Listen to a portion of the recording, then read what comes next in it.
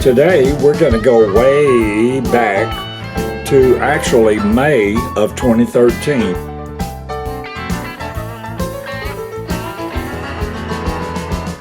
Yes, I'm a little behind on my video updating, but today we're going back to visit Jefferson. Now, if you haven't been to Jefferson, Texas, you need to go. You can have a great day trip. They have places to stay there, bed and breakfast all over the place. Just do a little Google search, you will be amazed. Go back there, downtown is great. The number of historical houses in this town is just fabulous. You can spend all day just driving, looking. Then you can shop. Lots and lots of history, lots of stuff to see, lots of things to do. Oh.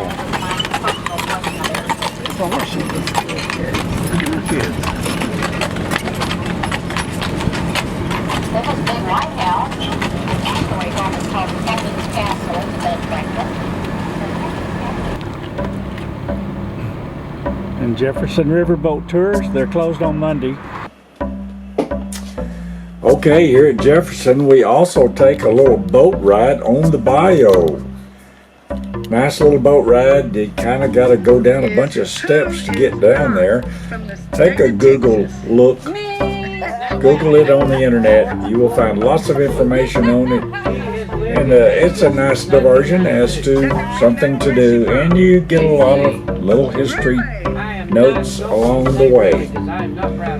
So take a little trip, have a little fun, have a good day. Thanks a lot. Why do you have to tell everybody that? From Kentucky? Now, we don't get many Kentucky folks here. Well, I'm glad. As you could tell, I do genealogy, doing our family tree. And my grandmother came from Christian County. Is there a Christian County? Kentucky. But that is as far as we can get. Can't get before Kentucky. Most of the people that came in Kentucky, where'd they come from? Virginia. Okay. Look at those tree roots on these. That's what I thought. Oh my gosh. Really? The water. Because the water has been. My goodness, y'all from all over. Have you ever heard of You're born in Weatherford? Arkansas. Have you ever heard of Weatherford, Texas? Oh yeah. That is my great grandfather. The Weatherford man? Yeah. Well, neat. Yeah. Yeah, when you get to digging up the family tree, you come across all kind of stuff. Yeah, some stuff you don't want to. Well, I've been here 48 years, went to school with these people, known them all my life here. And in doing my grandmother's family tree, my grandmother had a brother, and they're descendants of that brother. And none of us knew it. Just found out. So find out a lot of things on Ancestor.com. All right, that's beside the point. I've got to tell you a little history about this bayou. That, where y'all come from, they call them creeks, but here they are bayou. That is that Louisiana, that French connection. We're just a little too close to the Louisiana line. Now that stain on that bridge piling in the middle of the bayou, that's our high water mark. Right. But we haven't seen that in 3 years. We're still in a drought. In 1945, this bayou flooded downtown Jefferson several feet. 12 feet over. And after after 45, they built Lake of the Pines for flood control. So we're regulated by the spillway there now. And they're not giving us any water, not until it's overflowing. You said it was 12 foot above the normal water flow? 30 foot to this point, but it was 12 feet over the flood stage. Yeah, yeah, because it went into downtown. That building. Yeah, it went. It went into downtown several feet. Yeah. After the 45 to here. Oh wow. And what you know is who you know.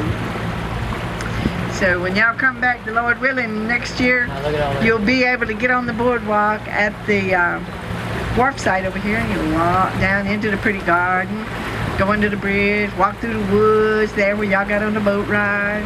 Bring your can of off. Yeah, I bet. Yes, huh? Last week saw 3. I had a group of high school students at 12 o'clock from Hugh Springs. And got down there to the end, and I'm telling them how to spot a gator. And this little boy, he says, "Ma'am, I see one." Sure enough, we followed him for a ways. Then we went down at 2 o'clock, and he is still there. And went down at 4 o'clock, and he is still there. This is mating season, and so they're roaming around looking for girlfriends. Big turtle. Yeah, that's old red ear slider. Yes. Now this spot we're in right now, to me this is the most historical spot in Jefferson, Texas. This is her port. This is where the steamboats would tie up, over there on the Right left, there on the left. called the City Wharf. There was a Cool. large wooden dock along the bank there, and the steamboats would tie up and unload and load their cargo. They were coming after the cotton. Those people that moved here from Georgia and Alabama, Mississippi, they brought the cotton plantation lifestyle with them. And that's what everybody was doing around here, was raising cotton. That small percentage of the rich people. The rest of us was poor. But this is the port. Now 20 years ago, oh, the senior citizens I used to get, what I call the coal oil generation. Now they were coming looking for this site, because they knew their grandfather or great-grandfather had taken their first step in Texas right here and got in a wagon and went further west. If nothing else, they drove a wagon here from as far away as Dallas, Texas, loaded with that cotton to sell at the port of Jefferson, Texas. All roads in North Texas led to the port of Jefferson, Texas. So there. We used to be the Dallas of the area. The what? Is that the newest port? Yeah, and some of the local folks have given it a name. The screwed up boat ramp. Oh, is that right? I want to see the first drunk that tries to unload and load his boat there. Well, you know, if you've loaded a boat, you usually have enough room to pull up so the trailer's behind you. You don't there? Oh no, yep. That's what some of them call it, the screwed up boat ramp. I don't know why they had to save on the money, but anyway, that's just a local gripe. Yeah, they grow up. The water's thirsty. Now this building over here on the right, What?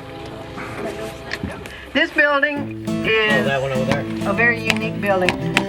Now the boss says there's only one left in the state of Texas directly linked to the Civil War. There's a couple linked to the Indian Wars, but this is the only one direct connected to the Civil War. During the Civil War, they were making black gunpowder in Marshall, Texas, at Powder Mill, and they would deliver it here, store it up in that building and 2 others, and then the steamboats would pick it up on their way out of town. The experts that restored the missing bricks above the door a few years ago, well, about 20 years ago, they call it a black powder magazine. Yeah. But when I first moved here in 1965 from South Louisiana, my first trip down the Bayou, I'd asked my husband what was the little building, and he told me what his grandparents had told him, the ammo dump, and that's what we still call it, the old ammo dump, ammunition dump. But the experts call it a black powder magazine. They did not want that black gunpowder in town because it blew up. So they'd make them keep it out here on the riverbank. And that's the only building left. How big is it? Right now, 6-8 foot and holds. This is summer level. And 211, that's the lowest I've ever seen it since I've been here. Black cypress dried up, little cypress dried up, and where y'all got on the boat ride, we dried up. We couldn't get out. This is summer level. And if we don't get any more rain than what we're getting now, It's a dollar store coming. oh, I see it now. We'll get it on the way back. There's the boat. It'll float. I saw it. But Right down there. when I was a little girl, the menu read like this: baked possum with sweet potatoes all around it, barbecue coon, chitlins, mountain oysters, fried frog legs, alligator tail, crawfish, brain and eggs, poke salad and eggs, hog head, cheese, squirrel. Man, Oh, my mama loved that stuff. Squirrel, rabbit, gar patties, beef tongue. Mama used oh, to that's good. Mama used to do that. Mama used to cook that beef tongue, then peel that membrane off, we'd slice it. Woo, that was good. Squirrel and rabbit. Mama would fry that squirrel like chicken, but she'd